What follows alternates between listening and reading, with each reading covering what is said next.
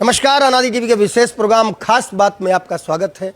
हमेशा की तरह मैं हूं अमरेंद्र प्रताप सिंह और आज खास बात में हमारे मेहमान हैं उत्तर प्रदेश के अति खूबसूरत प्राकृतिक सौंदर्य से परिपूर्ण सोनभद्र जनपद के रावर्ट्सगंज विधानसभा क्षेत्र के विधायक भूपेश चौबे जी।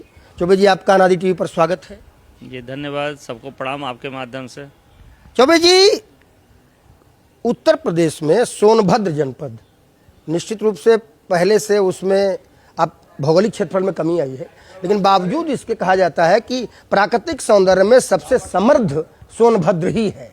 यदि यूपी में किसी को भेड़ाघाट देखना हो, यूपी में किसी को गोवा देखना हो, यूपी में किसी को माउंट आबू देखना हो, तो ये सब सोनभद्र में दिख जाता है। जी एकदम बात आप सही कर रहे हैं अमरेंद्र जी भाई साहब।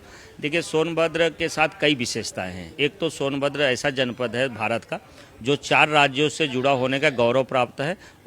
उत्तर प्रदेश का स्वयं हिस्सा है, उधर छत्तीसगढ़ का अपना बलरामपुर सरगुजा जिला, मध्य प्रदेश का सिद्धि सिंगरौली जिला और बिहार का भभुआ, झारखंड का गढ़वा डाल्टनगंज।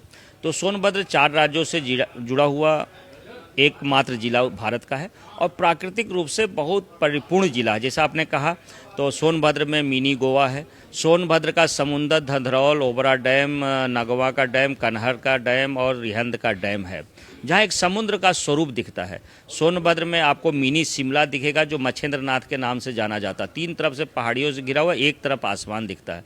सोनभद्र में हिमालय का स्वरूप लिए हुए मंगेशर नाथ है, जहाँ सबसे ऊंची चोटी, वहाँ चले जाइए तो 3 से 4 डिग्री टेम्परेचर हमेशा कम रहता है। वहाँ भोलेनाथ का स्वरूप उमा माहेश्वर के रूप उसमें शिवद्वार स्थापित है, जो फाल के रूप में, फालों का फाल मुखा फाल है। ऐसे तमाम प्राकृतिक जगह है। वहीं खनिज संपदाओं से भरा हुआ जनपद है। वहाँ तमाम बड़ी बड़ी फैक्ट्रियाँ हैं, ऊर्जा का बड़ा स्रोत है, कोल का माइंस है, मिनरल्स है। और उत्तर प्रदेश में राजस्व देने में हमेशा पहले और दूसरे स्थान पर सोनभद्र रहता है। मैं अगर कह सकूं कि जिस प्रकार से भारत का ग्रोथ इंजन उत्तर प्रदेश है, वैसे उत्तर प्रदेश का ग्रोथ इंजन सोनभद्र है। सोनभद्र का मतलब स्वर्ण से संबंधित, सोन शब्द को स्वर्ण से जोड़ा गया है, ऐसी जानकारी हमको आती है। रावर्ट्सगंज बहुत बार सुनने को आता है। जानकार कहते हैं कि रावर्ट्सगंज एक अंग्रेज अधिकारी के नाम से उसका नामकरण किया गया। फेडरिक रॉबर्ट्स एक अधिकारी थे।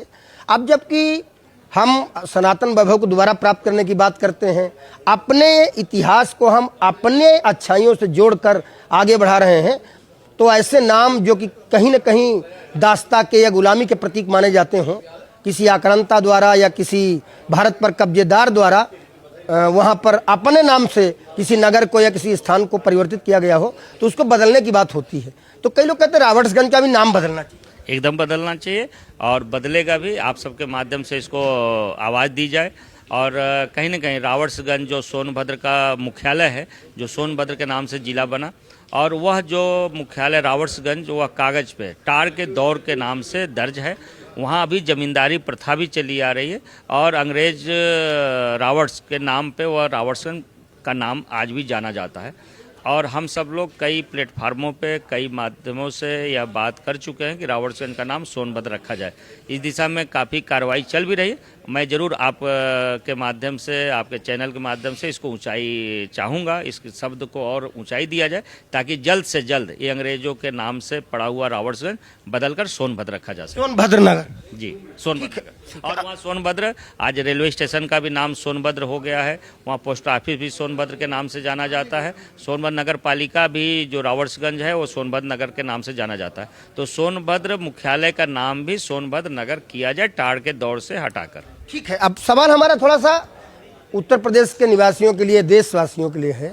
सोनभद्र अगर कोई यात्रा करना चाहे, वहाँ पहुँचना चाहे, रावर्ट्सगंज या उसके आसपास का अन्य क्षेत्र, तो ऐसे क्या क्या दर्शनीय स्थल हैं, क्या पर्यटन स्थल हैं जहाँ पर लोगों को जाना चाहिए और देखना चाहिए कि ये चीज़ें हैं, चाहे वो प्रकृति से जुड़ी हुई हों और चाहे आधुनिकता से जुड़ी? देखिए, मैं सभी उत्तर प्रदेश वासियों का, भारतवासियों को आमंत्रित करता हूँ। कि जरूर सोनभद्र आएँ और सोनभद्र में आपको सब कुछ देखने को मिलेगा। जहाँ अगर आप आध्यात्मिक दृष्टि से आप कुछ देखना चाहते हैं तो वहाँ पे बाबा मच्छेंद्रनाथ के तपोभूमि, माँ अमिला धाम का वह दर्शनीय स्थल, माता कुड़ारी, ज्वालामुखी, वैष्णो देवी का धाम है। वहीं पे अगर प्राकृतिक रूप से चीज़ों को दर्शन करना चाहते हैं तो आप बाबा अपने मंगेशर नाथ का ऊंची चोटियाँ, मुखा फाल, और अगर आप थोड़ा इतिहास में जाना चाहते हैं तो दुनिया का सबसे पुरातन फासिल्स हमारे सोनभद्र में है। और अगर आप किलों के किला और कहानियों में और ऐसे उसमें जाना चाहते हैं तो विजयगढ़ का किला, विजयगढ़ का दुर्ग, अगोरी का किला वहाँ पे स्थित है, वो देखेंगे। और अगर आप अभी आधुनिक भारत को देखना चाहते हैं तो आप रेणुकूट हिंडाल्को का रिहन डैम, वहाँ पे की फैक्ट्री, अनपरा, शक्तिनगर, ओबरा, डाला को देख सकते हैं। एक प्रकार से कहा कि आधुनिक भारत का दर्शन वहाँ है, मध्यकालीन भारत का दर्शन है, पुरातन भारत का दर्शन है, आध्यात्मिक भारत का दर्शन है। पूर्ण रूप से सोनभद्र जो शक्तिनगर से सुकृत तक, शिवद्वार से सियरिया तक ये बैठा हुआ लगभग 250 किलोमीटर के एरिया में आपको हर चीज़ मिलेगा, बच्चों के लिए, बुजुर्गों के लिए, महिलाओं के लिए, नौजवानों के लिए खेलने कूदने का। हाँ, कुछ जरूरी सुविधाएं पर्यटन की दृष्टि से जब से योगी जी की सरकार बनी है, देश में प्रधानमंत्री मोदी जी के मार्गदर्शन में लोकल फॉर वोकल को बढ़ाने के दिशा में आग्रह हुआ, तब से हम सब लोग भी इस दिशा में प्रयास कर रहे हैं। अभी कुछ मूलभूत सुविधाओं से वंचित है हमारा पर्यटन स्थल, जरूर उस दिशा में हम लोग काम कर रहे हैं ताकि सभी पर्यटक आएँ और उनको सुविधा मिले। अच्छा, ODOP के तहत कहा जाता है हर जिले का एक उत्पाद है जिसमें लोग रुचि प्रदर्शित करते हैं, तो सोनभद्र इतना अद्भुत, इतना वैविध्यता से भरा हुआ है, तो वहाँ का ODOP प्रोडक्ट क्या है? अभी जो ODOP के तहत एक इंडस्ट्री क्षेत्र में उत्पाद उसमें कालीन का है, और जो खाद्य पदार्थ के लिए तभी तय नहीं हुआ, अभी तो हुआ है, अभी सरकार ने आग्रह किया है, एक खेल, एक अन्न, बाकी चीज़ों के लिए। और ऐसे भी अगर सोनभद्र कहेंगे तो हमारा वो ग्रामीण अंचल से जुड़ा हुआ खेती प्रधान, वहाँ मकई, ज्वार, बाजरा और क्या बोले, आइए तो सबको मैं चावल बड़ा मशहूर है, सांवा और मेझरी का मैं खीर खिलाऊंगा सबको, और बहुत ही स्वादिष्ट होता है मेझरी का खीर। और चावल तो ऐसे सामान्य रूप से हमारे यहाँ चावल तो सब चावल हो जाता है, अमन का है, जीरा 32 है, बाकी चीज़ें हैं, मोटा पतला, मैं कहा ना बाकर का भात, बाकर का एक धान होता है काला, जो जिसको ये कहा जाता है जो व्रत में इस्तेमाल होता है, वो हमारे यहाँ पैदा होता है। तो ऐसे सोनभद्र हर प्राकृतिक संपदाओं से परिपूर्ण है। मैं आपके चैनल के माध्यम से पूरे प्रदेशवासियों और भारतवासियों से निवेदन करूंगा कि सोनभद्र आएँ और वहाँ पर्यटन को बढ़ावा दें और वहाँ के आध्यात्मिक और प्राकृतिक और पुरातन तत्व से जुड़े हुए चीज़ों को देखें। बहुत बात करते हैं हम राजनीति पर, लेकिन उत्तर प्रदेश के वासी हम भी हैं और आप भी। इन्होंने जो कुछ बताया गौर कीजिएगा, आप ही के प्रदेश में है ये जगह जहाँ अगर अब तक आप नहीं गए हैं तो आप जाइए।